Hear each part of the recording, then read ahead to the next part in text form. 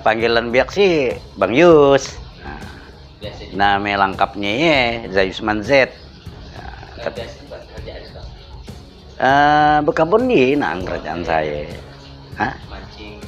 Hobinya mancing. Biasanya ngayul di mana, Pak? Munja untuk kawasan kita khususnya Kabupaten Sambas tuh sih rasanya udah habis dah latup. Kalau kita itu mungkin dah satu. Alhamdulillah udah berapa balas sekali. Mungkin dari dulu sampai kini tuh enggak terhitung di kalinya. Pak, saya nggak tahu tuh bagaimana sih sejarah bunginnya, Pak. Mungkin Bapak bisa menjelaskan. Sejarah bungin secara spesifik sih sebenarnya saya enggak tahu karena kebetulan juga saya bukan ahli sejarah. Tapi kalau menurut cerita dari mulut ke mulut, ya bungin itu doloknya katanya ya sebelum terbentuk bunginnya ada sebuah kapal yang terdampar dan tenggelam di sini. Oleh karena barangkali zaman dulu kan belum zaman canggih kan, sehingga untuk ngangkat kapal apa segala macam ndak bisa dialihkan. Lama-lama kapal dia jadi tembawangnya bahasa kita. Tembawang dalam artian kata begitu, apa namanya yang tadinya dihuni ataupun dimiliki oleh manusia biasa seperti kita itu, karena kelamaan dibiarkan, kelamaan terbiar, akhirnya yang nampak TIS ya orang bunian lah. Dalam artian kata dikuasai oleh alam goib, kasat mata apa segala macam. Kejadian aneh-aneh katanya. Betul. Iya belum ya cerita yang aneh-aneh ya belum. Nah jadi awalnya begeye katanya ceritanya. Lalu alkisahnya begeye, lalu kelamaan karena apa namanya termakan waktu, cuaca, iklim, sehingga kapalnya pun kelamaan berubah menjadi hutan, dikeliling hujan, rabak apa segala macam, nyangkut apa segala macam. Lalu ndak nampak lah sampai kini tuh bekas-bekasnya pun ndak nampak. Jadi tinggallah cerita alkisah ya tadi. Untuk lebih spesifik lagi barangkali saya rasa untuk di kita situ karena belum ada penelitian yang secara detail sehingga tidak bisa apakah iya benar atau tidak ya. Nah, untuk sementara itu kita sebut dongeng aja lah.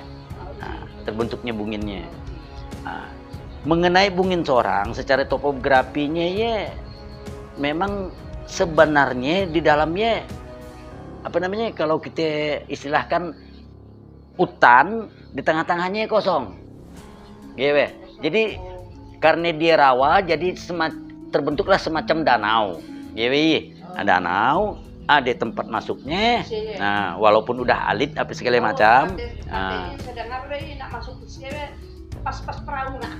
Oh, betul. Ke dalamnya danau dan orangnya tidak berani masuk ke sini. Karena apa? Karena pertama ya tadi ya udah dikuasai oleh orang bunian. Saramlah ceceng. Lalu memang karena apa namanya alamnya begeye tempat iya jadi cocok untuk yang namanya buaya jalu bersarang. Baik ye secara nyate yang betul-betul binatang juga dicampur dengan siluman, ya. Jadi-jadian. Memang sih belum pernah ada kedengarannya dari dulu sampai sekarang orang yang ditangkap oleh buaya-buayaan senginyan ataupun buaya-buayaannya belum ada. Cuman penampakannya sering dan terjadi. Nah, udah sering, sering. Siang-siang pun. Waktu waktu yang terakhir kali ke bunginnya saya membawa rombongan apa namanya dari Dinas Perikanan dan Kelautan. Kalau nggak salah Uraya apa namanya. Iya sebenarnya atasan dari anak saya, tapi dia ngajak ngail minta ulukan, kami pagilah. Ada 4-5 perahu ya. Nah, saya dengan anak terus ke tengah bungin karena saya pikir kita udah biasa. Nah, ya jadi tadinya rombongan 3 perahu di belakang, tapi pada waktu kami masuknya memang ngelihat ada 3 ekor anak buaya asli ya. biasa ya, biasa sungai. Anak-anaknya ya sekedar besar betis lah bagi. Bagi kami lihat ke belakang, 3 perahu entah hilang kemana, ketakutan. Padahal dia enggak masalah sebenarnya. Apalagi kalau kita masuk ke sini, bahasa kita, adat kita, bersalam apa nanganda, insya Allah. Dia petuah-petuahnya. Walaupun pada dasarnya buaya tidak akan menyerang kita kalau dia tidak merasa terganggu. Tapi oleh karena kita udah sugesti dulu bahwa takut, jadi sehingga lebih baik menghindar daripada ada hal-hal yang tidak diinginkan. Maksudnya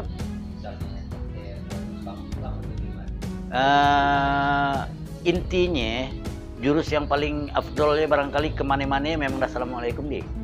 Nah, baik secara kita Islam, secara Muslim, baik pun secara petuah orang tua.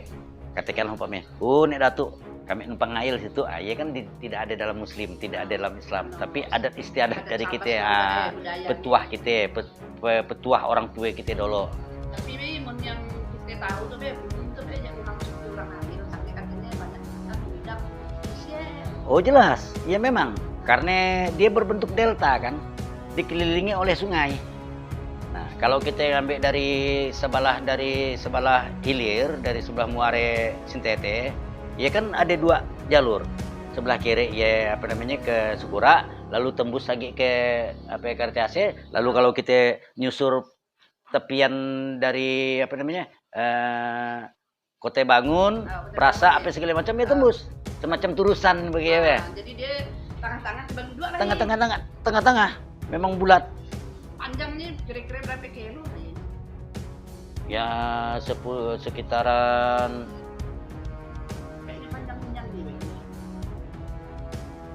kilometer persegi lah kali ya, plus minus lah ya. Berarti di Jong itu navigasi sungai langsung nembus ke mana?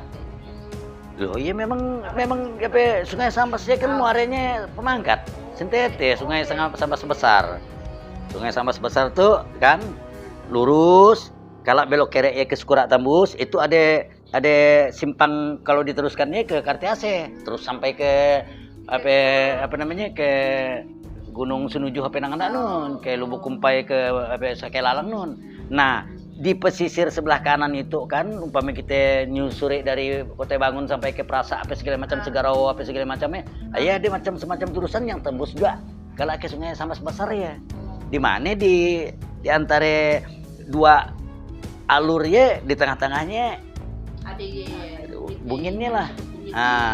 Delta dia jadi Pulau Bungin ya terbentuk karena delta ya tadi. Mungkin zaman dahulu kala ya kali karena gare-gare kapal nonggok di sini sehingga anyutlah raba segala macam sehingga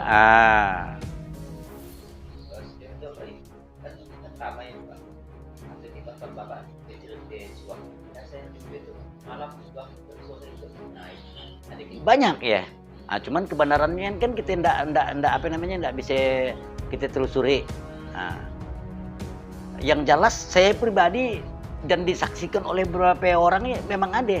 Ya kita soal kita aja dulu kan, yang memang betul-betul nyate gitu. Dan lagi memang kalau kita pergi ngail malam di sini rasanya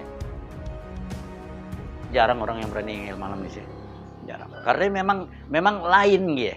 Kita masuk ke sini auranya memang dah banyak kayak aura negatif.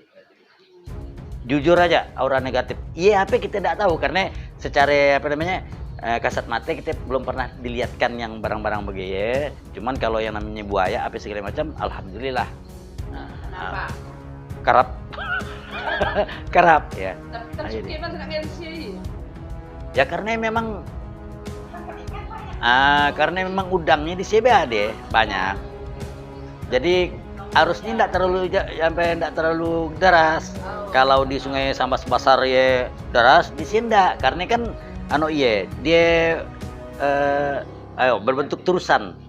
Yolah itu yang ada dekat daratan Apa deh? Agak tenang dengan air ini. Mulai itu dia agak deras. Ya tergantung apa namanya topografi sungai iya. Kalau dia tidak ada apa namanya tanjung apa segala macam ya tetap deras. Nah, kalau dia teluk ya agak tenang sedikit. Nah, tapi berhubung di sini sungainya tidak terlalu besar, ya sungai Turusan lah, dan banyak kelok-keloknya sehingga arus di sini tidak terlalu deras, tidak semacam di sungai besar. Ya, nah, makanya kalau umpamanya kita ngail apa segala macam khususnya ngail malam lah. Nah, karena alhamdulillah karap. Cuman kalau karena karena di sini tidak dalam ya. Tidak terlalu dalam ya di sini. Paling anu ya 5 meter lah paling dalam. Orang air dia pasti udah nasi merasa karena dibuangkan anak baju ini. Jadi ya kalau kita ngelihat paras air lagi, kalau paras air naik tinggi ya sekitar 5 meter 6 meteran. Tapi kalau paras air apa rendah turun surutnya basi kita ya paling dalam 2 meteran. Nah, maksudnya apa namanya cerita sungainya macam sungai Turusan. Nah, macam sungai Turusan. Besarnya begaya. Iya karena ya sebenarnya Turusan. Betul. Aja apa ya alur alternatif ya kan. Nah, cuman dia terbentuk oleh alam. Kalau Turusan tuh kan kebanyakan di pola. Nah, gitu. Kalau Turusan tuh memang sengaja dipolah dibuat.